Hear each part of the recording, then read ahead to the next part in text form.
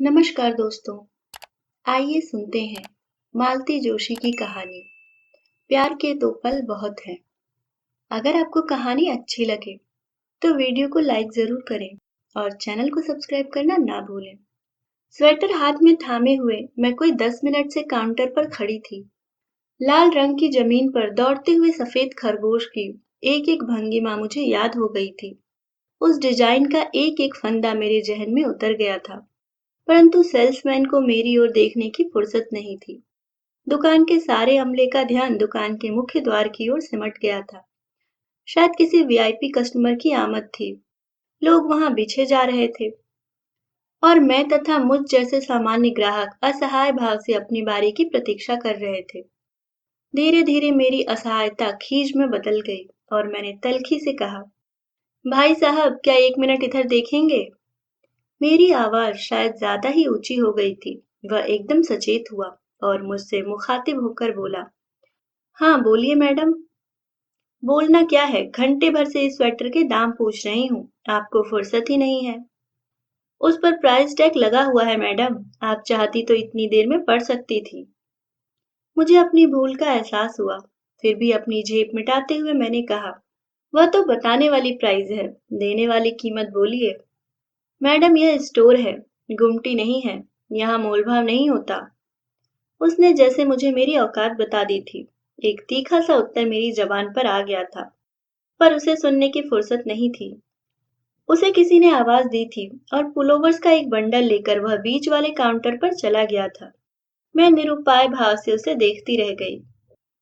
बहन जी, मेरे बगल में खड़े सज्जन ने कहा, आप बेकार हलकान हो रही हैं। इस समय कोई आपकी ओर ध्यान नहीं देगा।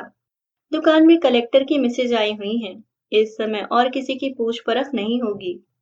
क्या मतलब? क्या कलेक्टर की मैसेज ही पैसे देती हैं? हम लोग क्या सेंटमेंट में खरीदते हैं? आप उल्टा बोल रही हैं। सेंटमेंट में तो ये बड़े लोग ही खरीदते हैं, ऊपर से रौब भी झाड़ते हैं। भाड़ में जाए ऐसा रौब, मैंने कहा और पैर पटकते हुए बाहर चली आई।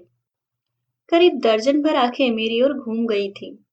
शायद उनमें मिसेस कलेक्टर की भी आंखें हों, पर मुझे परवाह नहीं थी। मैं तो इतना ताव में थी कि अपने बच्चे को भी भूल गई थी। बेचारा बबलू घिसटता हुआ मेरे पीछे पीछे चला आया था। मैं उसी तैश में सीढ़ियां उतर रही थी कि किसी ने पुकारा, आशु, अश्विनी। चौंक कर देखा, दुकान के लॉन्ज में सिगरेट के कश लेता हुआ एक सुदर्शन व्यक्ति खड़ा है। लोग हाथ बांधे उसके आसपास खड़े हैं। आशु, मुझे पहचाना नहीं? मैं रवि, मतलब रविशंकर माथुर, हमारे नए कलेक्टर। पेपर में पढ़ा तो था पर पता नहीं था कि आप ही होंगे। मैंने मरियल सी आवाज में कहा, और यह आपके साहबजादे हैं, द ओनली चाइल्ड। बरखुरदार अपना नाम बताइए, और इनके पापा कहाँ हैं, क्या करते हैं? मुझे याद नहीं कि उसने और क्या क्या पूछा। मैंने कितने प्रश्नों के उत्तर दिए, कैसे दिए। बाद में लगा कि अच्छा होता उसकी किसी भी बात का जवाब न देती, सीधे पीठ फेर कर चली आती। उसके प्रजाजनों के सामने उसकी अच्छी किरकिरी होती, पर वह मुलाकात इतनी अप्रत्याशित थी कि उस समय तो मैं बौखला ही गई थी। वह तो मुझे अपनी पत्नी से भी मिलवाना चाह रहा था, पर मेरी जरा भी इच्छा नहीं थी। मिसेस कलेक्टर के सम्मान में अभी भीतर जो नाटक हो गया था, उसकी उसे जानकारी नहीं थी, पर उस औरत से सामना करने का मुझ में न हौसला था न शौक ही था। कितनी हसरत से, कितनी हिम्मत जुटाकर शहर की उस सबसे महंगी दुकान में पांव दिया था। इस बार तय कर लिया था कि अपने लाडले की 5वीं वर्षगांठ पर इसी दुकान से ड्रेस खरीदूंगी। पर सारा मूड हवा हो गया। मन तो हुआ था सीधे घर लौट आऊं, पर बबलू जो साथ में था, उसे निराश करने की तो मैं कल्पना भी नहीं कर सकती थी। और उसे तो सिर्फ कपड़ों से मतलब था, खिलौनों से मतलब था। सस्ती महंगी दुकान से उसे कोई फर्क नहीं पड़ता था। लिहाजा अपने को ठेल कर मैं दुकानों में जाती रही। केक का ऑर्डर दिया, रिटर्न गिफ्ट के लिए चीजें खरीदी, नाश्ते का सूखा सामान लिया। फिर उसकी मनपसंद ड्रेस लेकर हम घर लौट आए। चलते चलते उसने एक गन की भी फरमाइश कर दी थी, सो वह भी पूरी करनी पड़ी। लौटकर खाना बनाने की ताकत नहीं थी, सो मैं पाव भाजी लेती आई थी। खाकर मैं तो निढाल होकर बिस्तर पर लेट गई। बबलू अपनी गन से कारगिल खेलता रहा, मैं मुग्ध भाव से उसका एकल अभिनव देखते हुए। दुकान का अप्रिय प्रसंग भूलने की चेष्टा करती रही। बिस्तर पर लेटे-लेटे जब मैंने अपने मन को ईमानदारी से टटोला तो पता चला दुकान में जो घटा वह अप्रिय तो था पर अप्रत्याशित नहीं था। हम मध्यम वर्गीय खरीदारों को तो दुकानदारों के ऐसे तेवर झेलने की आदत होती है। मन में जो कसक रहा था वह कुछ और ही था। उसका सीधा संबंध रवि से था। आदरणीय रविशंकर माथुर जिलाधीश जी, जीवन के इस मोड़ पर टकराने की क्या जरूरत थी? एक वक्त था जब मैंने आपका साथ चाहा था, पर उस समय तो आप मुंह मोड़ गए थे। मैंने महत्व प्रयास से उस अध्याय को जिंदगी की किताब से फाड़ फेंका था।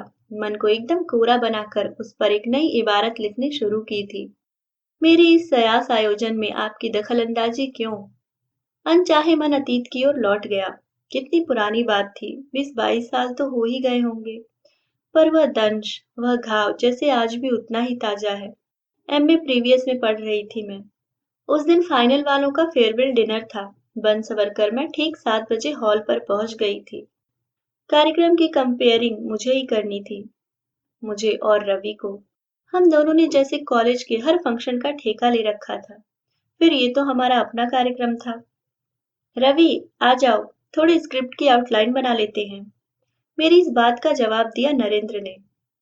बोला, उससे क्या फेयरवेल स्पीच करवाती हो, बल्कि तुम्हें तो उसके लिए भी एक फेयरवेल नोट बनाना चाहिए। एक बुके उसके लिए भी मंगवाओ। मतलब? मतलब मेरा यार दिल्ली जा रहा है। मैंने प्रश्नार्थक दृष्टि से रवि की ओर देखा। बड़े बेलौस अंदाज में बोला, हाँ आशु, नरेंद्र ठीक कह रहा है, मैं दिल्ली जा रहा हूँ। लेकिन क्यों? आईएएस की कोचिंग के लिए। छोटे चाचा आजकल वहीं हैं, उन्होंने कहा है कि आईएएस अगर करनी है तो यहाँ आकर कोचिंग लो। तो क्या परीक्षा नहीं दोगे? फाइनल होता तो शायद दे भी देता, पर अब 1.5 साल बर्बाद करने में कोई तुक नहीं है। ये 2 साल वहां लगा लूंगा तो जिंदगी बन जाएगी। मुझे और भी बहुत कुछ पूछना था, पर तभी छात्रों का एक हुजूम सा भीतर दाखिल हुआ और बात वहीं खत्म हो गई। बात क्या, मेरा तो पूरा मूड ही खत्म हो गया। उस दिन का सारा कार्यक्रम मैंने बड़े बेमन से निपटाया। रवि लेकिन बहुत खुश था, पूरे समय चहक रहा था। लोगों की बधाइयां ऐसे स्वीकार कर रहा था मानो सचमुच सिलेक्शन हो ही गया हो। मुझे उसके जाने का दुख ज्यादा था, या कि अपने अहम को ठेस पहुंचने का, यह मैं खुद ही तय नहीं कर पा रही थी। पर एक बात तय है कि इतनी बड़ी खबर किसी तीसरे के मुंह से सुनना मुझे अच्छा नहीं लगा था। 2 दिनों तक मैं उससे बात करने को तरसती रही, पर मौका ही न मिला। पता लगा टीसी आदि निकलवाने में व्यस्त है, मतलब कि जाने की पूरी तैयारी हो चुकी है। मेरा तो कलेजा मुंह को आने लगा। तीसरे दिन मैंने उसे पकड़ ही लिया। हस्बे मामूल दोस्तों से घिरा हुआ था। चटर्जी सर का पीरियड था, जिसे हम दोनों कभी मिस नहीं करते थे। उसे तो खैर अब कोई परवाह नहीं थी, पर उसकी खातिर मैंने भी पीरियड गोल कर दिया। सारा संकोच त्याग कर सीधे सामने जाकर खड़ी हो गई। रवि, जरा मेरे साथ लाइब्रेरी तक चल सकोगे ना? वह चौंक पड़ा, फिर संभल कर बोला, क्यों? आज क्लास में नहीं जाना है? नहीं, लाइब्रेरी में जरूरी काम है। वह मना कर नहीं सका। यार, लोग भी समझदारी से तितर बितर हो गए। चलो, उसने कहा और साथ हो लिया। मैंने सीधे कैंटीन की राह पकड़ ली। तुम तो लाइब्रेरी जा रही थी ना? नहीं, मुझे तुमसे जरूरी बात करनी है और लाइब्रेरी में बात करना मना है। उसने शायद खतरे को भांप लिया, वहीं रास्ते में ठिठक कर खड़ा हो गया। बोलो, क्या बात है? बात यूं खड़े खड़े नहीं हो सकती। कैंटीन न जाना चाहो तो यहीं कहीं घास पर बैठ लेते हैं। और प्लीज इस तरह बार बार घड़ी मत देखो। आज की गाड़ी से ही तो रिजर्वेशन नहीं है ना? वह झेप गया। फिर हम लोग चुपचाप चलते हुए कैंटीन तक आ गए। जैसा कि मैं जानती थी, इतनी सुबह वह लगभग खाली थी। हम लोग सबसे कोने वाली मेज पर जाकर बैठ गए। हाँ बोलो, क्या बात है? उसने बेजार लहजे में कहा। तो तुम जा रहे हो? हाँ। कितने दिनों के लिए? कह नहीं सकता। 2 साल 4 साल जितने भी लग जाएं। जो काम ठान लिया है उसे पूरा करके ही लौटना है। तब तक मैं क्या करूं? कर तो रही हो। प्रीवियस करो, फाइनल करो, चाहो तो पीएचडी कर लेना। वैसे भी लेक्चररशिप तुम्हारी तय है। पीसीएस में भी तुम्हें कोई रोक नहीं सकता। तुम क्या सोचते हो, तुम्हें मैंने अपना कैरियर गाइड नियुक्त किया हुआ है? तो फिर मुझसे पूछने का क्या मतलब है? मैं यह पूछ रही हूँ कि मेरे लिए क्या सोचा है। वह ठठाकर हंस पड़ा। अरे तुम तो एकदम वो परिणीता वाली मीना कुमारी के टोन में बोल रही हो। मुझे क्या करना होगा? उसने मीना कुमारी की नकल उतारते हुए कहा। वह अब भी हंसे जा रहा था, पर जब मैंने उसकी हंसी में साथ नहीं दिया तो चुप हो गया। मैंने कहा, यही समझ लो कि मैं परिणीता की मीना कुमारी की तरह ही पूछ रही हूँ। मेरे लिए क्या सोचा है? उसकी आंखें आश्चर्य से फैल गईं। आशु, आर यू सीरियस? क्या तुम सीरियस नहीं हो? सॉरी आशु, पर मैंने इस तरह से कभी सोचा ही नहीं था। We are just friends. Good friends, no doubt, but just a friend. तुम्हें अगर किसी तरह की गलतफहमी हो गई हो तो मुझे बहुत दुख होगा। मैं अपने आप को कभी माफ नहीं कर पाऊंगा। लेकिन मैं सच कहता हूँ कि इस तरह की बात कभी मेरे मन में उठी ही नहीं। I think we are too young for such things. उसके बाद वह कब उठकर चला गया मुझे पता नहीं। मैं पत्थर की मूर्ति की तरह देर तक अपनी कुर्सी पर बैठी रही। मुझे सिर उठाते भी शर्म आ रही थी। लग रहा था जैसे यहाँ उपस्थित सभी ने मेरे अपमान का नाटक देख लिया है। इस कैंटीन के दरो दीवार भी मेरी फजीहत के चश्मदीद गवाह हैं। उसके बाद दोबारा मैं उस कैंटीन में पाँव रखने की हिम्मत नहीं जुटा पाई। उसके बाद मुझ में कॉलेज जाने का भी हौसला बाकी न था। पर प्रिपरेशन लीव ने मुझे उबार लिया। हफ्ता भर मैं बिस्तर में ही पड़ी रही। संगी साथी हालचाल पूछने भी आए तो किसी को भी मेरे झूठ पर शक न हुआ। मेरी शक्ल सचमुच 6 महीने की बीमार की सी निकल आई थी। चेहरे की सारी रौनक हवा हो गई थी। इसी दौरान हमारे ग्रुप ने रवि को एक फेयरवेल भी दे डाला। मेरे जाने का सवाल ही नहीं था। किसी ने इसरार भी नहीं किया, बस अफसोस भर जताया। मेरी सहेलियां मेरे व्यक्तित्व से प्रभावित भी थीं और आतंकित भी। उन्हें तो मेरे न आने से खुशी ही हुई होगी। फिर एक दिन कुलदीप मेरे घर आया। कुलदीप मेरा बैडमिंटन में पार्टनर था। हम दोनों कॉलेज के लिए कई बार शील्ड लेकर आए थे। वह बड़ा ही खिलंदड़ा शरीर और हंसमुख इंसान था, पर उस दिन आया तो बड़ी संजीदा सी सूरत बनाकर सामने बैठा रहा। बड़ी मरियल सी आवाज में पूछा, कैसी हो? बस जिंदा हूँ। उसका चेहरा और लटक गया। वह बड़ी गंभीरता से मेरे इलाज के बारे में पूछता रहा। उसने दो एक स्पेशलिस्टों के नाम भी सुझाए। उनके पास खुद ले चलने की पेशकश भी की। उसकी इस संजीदगी पर मुझे बेसाख्ता हंसी छूट गई। मैंने कहा, कुलदीप प्लीज भगवान के लिए ये मातम बंद करो। मुझे सिर्फ फ्लू हुआ है और तुम ऐसे बिहेव कर रहे हो जैसे मेरी कैंसर की आखिरी स्टेज चल रही है। वह फिर भी गंभीर बना रहा। बड़ी देर बाद डूबती सी आवाज में बोला, अगर कैंसर की आखिरी स्टेज होती तो भी मुझे परवाह नहीं थी। मैं घर परिवार से लड़ जाता और तुम्हें डोली में बिठा कर ले जाता। अगर कल को तुम्हें कुछ हो भी जाता तो अपनी हैसियत के मुताबिक एक छोटा सा ताजमहल बनवा देता। पर तुमने मौका ही नहीं दिया। कुलदीप, मेरी आंखें आश्चर्य से फैल गई थी। कुलदीप, ये तुम क्या कह रहे हो? इतना चीखने की जरूरत नहीं है आशु। मैं बिल्कुल अपने होशो हवास में हूँ। लेकिन मैं शायद तुम्हें कभी समझा न सकूंगा कि मैंने कितनी शिद्दत से तुम्हें चाहा है। मेरी जबान पर तो जैसे ताला लग गया था।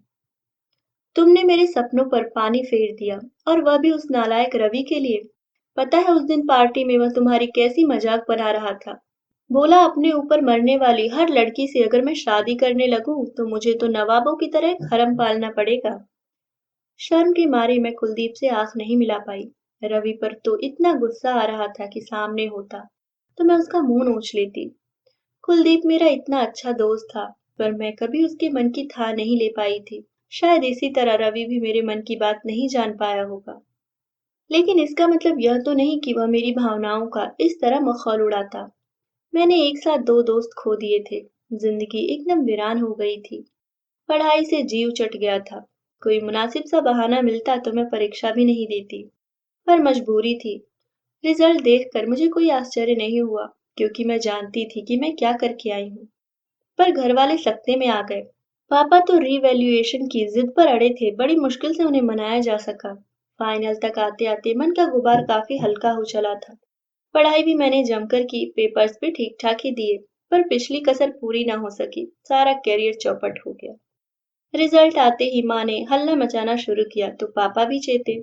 उन्होंने जोर शोर से वर्शोधन शुरू कर दिया। बेचारे कहाँ कहाँ से मेरे लिए रिश्ते ढूंढ कर लाते थे।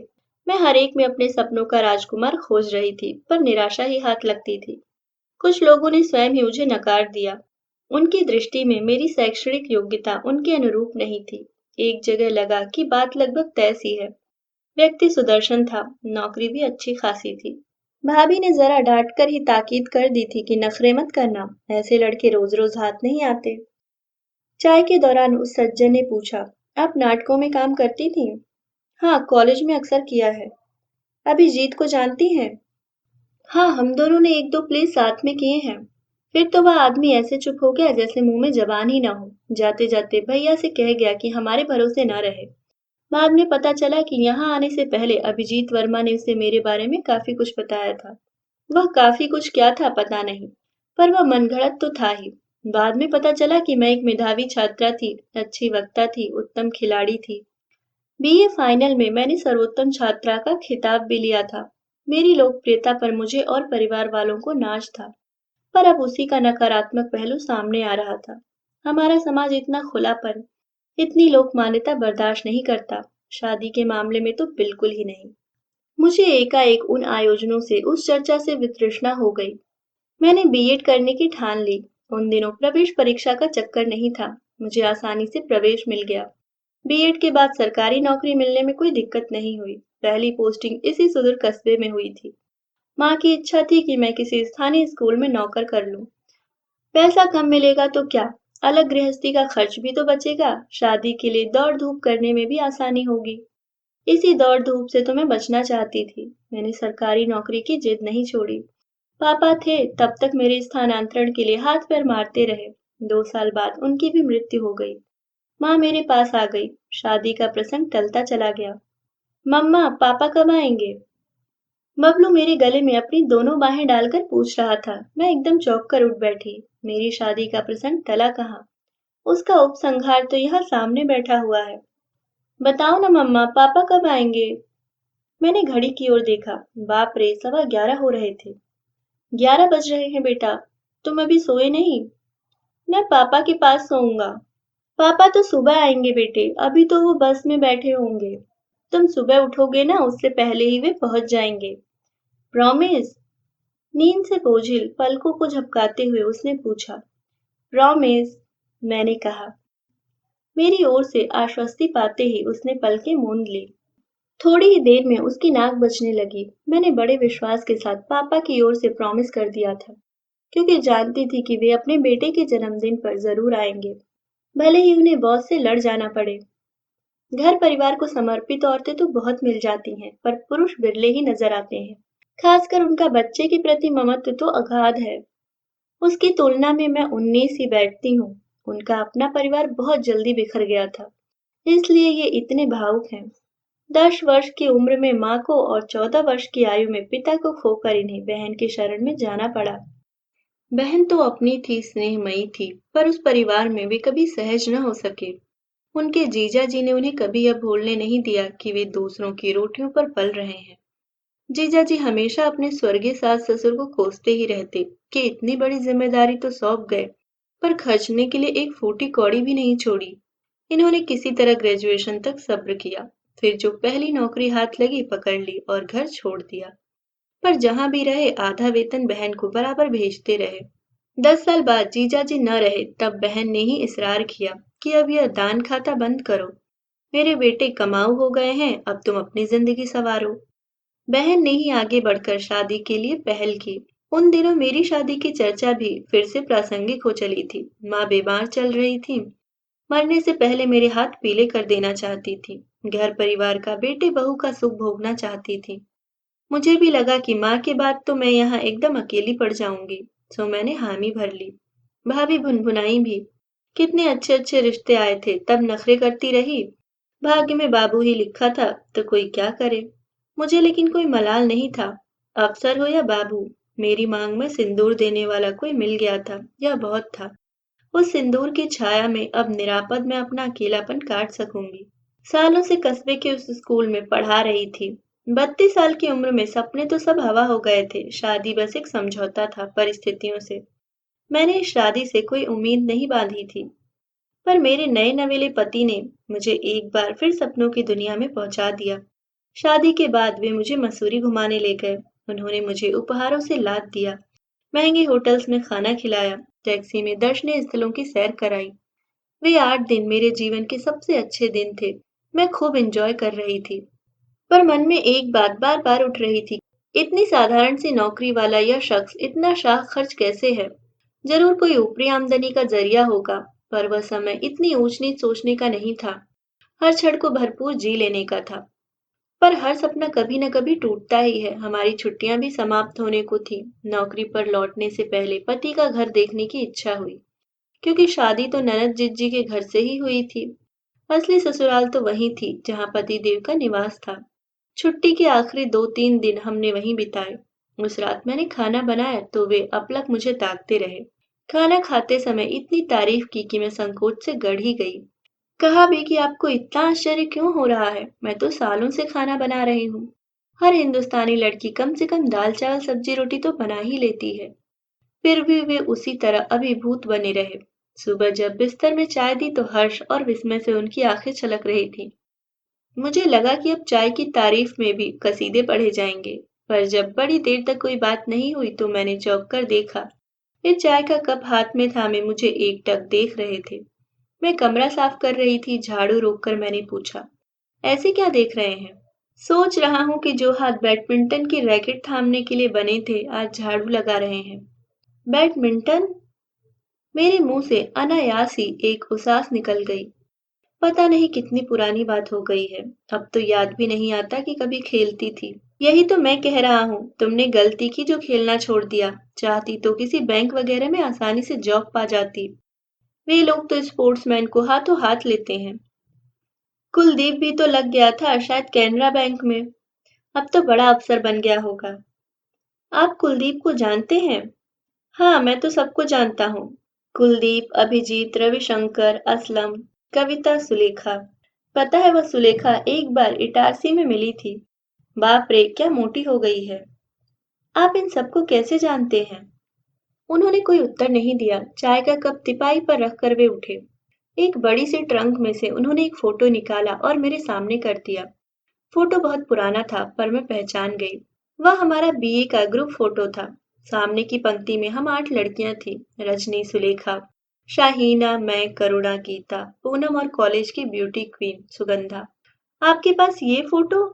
मेरी बात पूरी होने से पहले ही उन्होंने अपनी उंगली एक बिंदु पर रख दी। तीसरी या चौथी पंक्ति में वे थे। चेहरा तब इतना भरा हुआ नहीं था पर मैं पहचान गई। आप हमारी क्लास में थे? मेरे आश्चर्य का अंत न था। हाँ, लेकिन सिर्फ जनरल इंग्लिश की क्लास में ही हम लोग साथ बैठते थे। शेष सब्जेक्ट तो अलग थे ना। पर मुझे तो याद नहीं आ रहा। कैसे याद आएगा? पूरे 85 लोगों की क्लास थी और सारे वक्त शोर ही तो होता रहता था। कैसे कैसे तो लोग पढ़ाने आ जाते थे। सक्सेना सर, अवस्थी सर, बस रोल कॉल होने तक लोग क्लास में बैठते थे।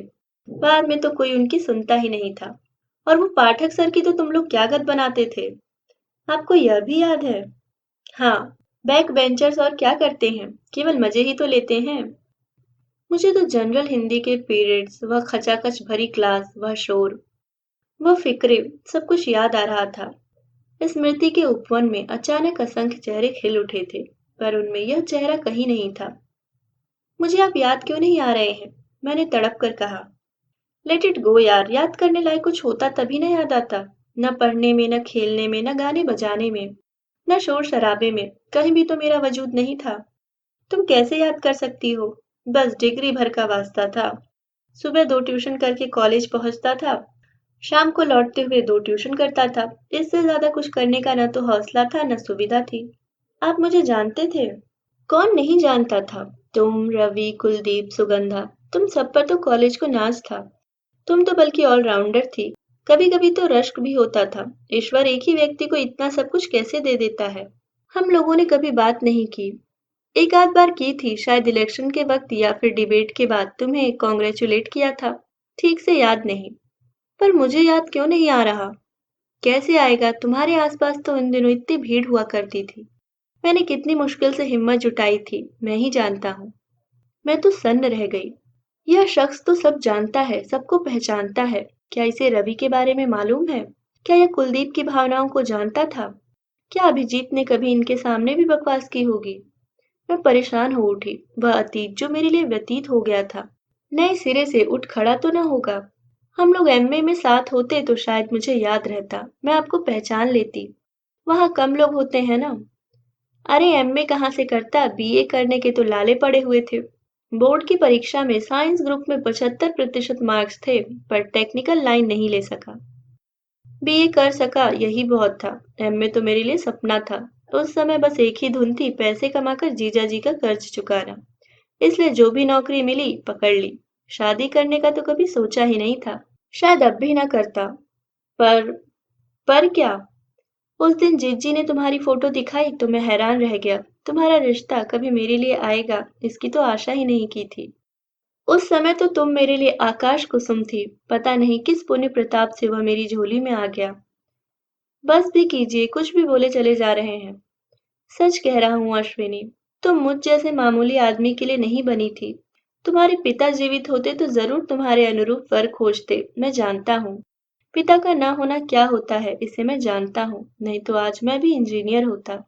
चलिए यह समझ लीजिए कि हम दोनों की बदकिस्मती ने ही हम दोनों को मिलाया है। आप अगर इंजीनियर होते तो शायद हमारी शादी नहीं होती। मेरे भाई के पास इतना पैसा नहीं था। मेरी बात शायद उन्हें थोड़ी सी राहत दे गई। उनकी खोई आंखों में चमक लौट आई। उस सुबह ने मुझे भी एक सुखद मोड़ पर लाकर खड़ा कर दिया था। उस क्षण से मेरी मानसिकता ही बदल गई। यह शादी मैंने मजबूरी में स्वीकार की थी, पर पति के इस रहस्य उद्घाटन ने मेरे जीवन को एक नया अर्थ दे दिया। अब तक मैं प्यार की पीड़ा से ही परिचित थी। प्यार पाने का आनंद क्या होता है यह पहली बार जाना। कोई मुझे इतना चाहता है, इतने सालों से चाहता है, यह सोच सोच कर मैं पुलकित होती रही। जिंदगी से जो भी गिले शिकवे थे सब दूर हो गए। इस नई अनुभूति ने मुझे एक नई जीवन दृष्टि दी। मेरे मन में उस गृहस्थी के प्रति एक ममत्व, एक अपनत्व जाग उठा।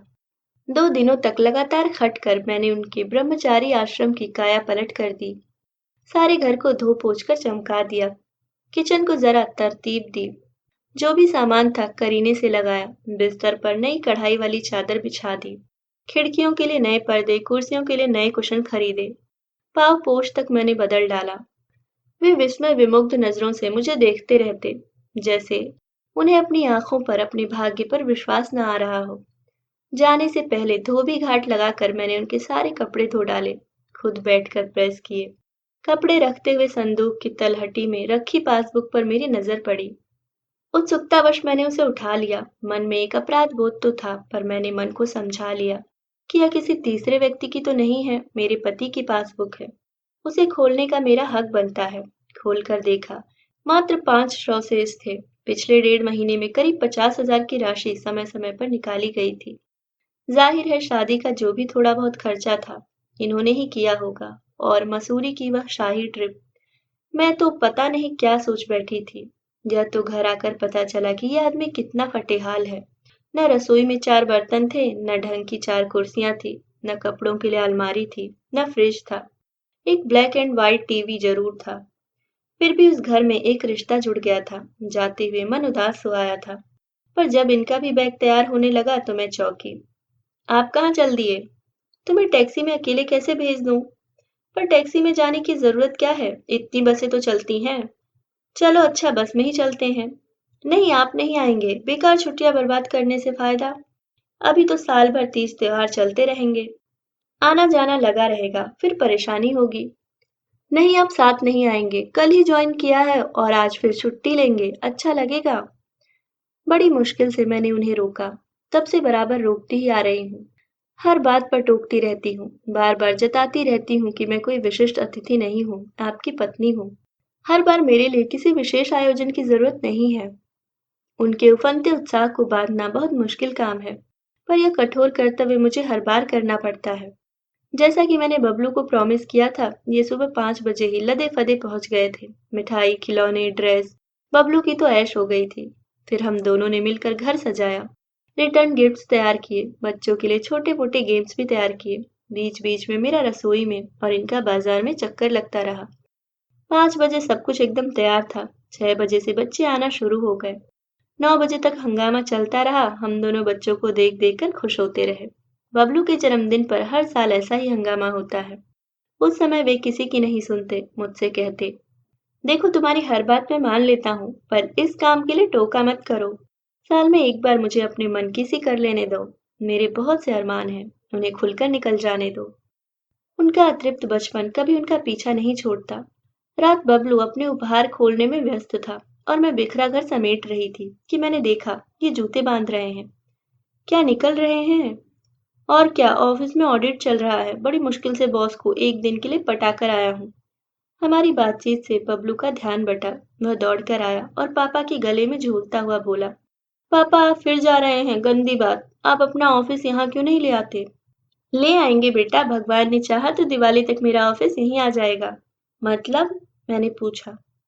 मतलब कुछ नहीं, ट्रांसफर के चांसेस हैं। पिछला खड़ूस बॉस चला गया है ना। ये नया वाला जरा कंसिडरेट है। उसने एप्लीकेशन फॉरवर्ड कर दी है, अब देखो कब तक होता है। आप एप्लीकेशन वापस ले लीजिए। क्यों, बड़ी मुश्किल से तो। नहीं, मेरी इच्छा नहीं है। वे कुछ क्षण तक मुझे घूरते रहे, उनके चेहरे पर कई रंग आए और गए। मुझे डर लगा कहीं वे कुछ गलत न सोचने लगे, इसलिए जल्दी से स्पष्टीकरण दे डाला। सुनिए, वो अपनी क्लास में रवि माथुर था ना, वह यहाँ कलेक्टर बनकर आ गया है। तो मैं नहीं चाहती कि आप अपने क्लास फेलो के मातहत काम करें। पागल हुई हो, कलेक्टर से भला मेरा क्या लेना देना? फिर भी वह जिले का राजा होता है, कभी भी सामना हो सकता है। इस हिसाब से तो तुम भी उसकी प्रजा में शुमार हो, तो तुम अपना ट्रांसफर करा लो। फिर कल को उसकी वहां पोस्टिंग हो गई तो फिर कहीं चल देंगे। बबलू बारी बारी से हम दोनों के चेहरे देख रहा था। जब उसके पल्ले कुछ नहीं पड़ा तो वह वापस जाकर खिलौनों में उलझ गया। पर उसका ध्यान उचट गया था, वह बार बार नजर उठाकर हमें देख रहा था, हमारी बातें समझने की चेष्टा कर रहा था। अश्विनी, वे गंभीर स्वर में बोले, मैं इसलिए हमेशा कहता हूँ कि ये मास्टरी तुम्हें फबती नहीं है। तुम एक बाबू की बीवी बनने लायक नहीं हो। तुम्हें तो किसी अफसर की बीवी बनना चाहिए था।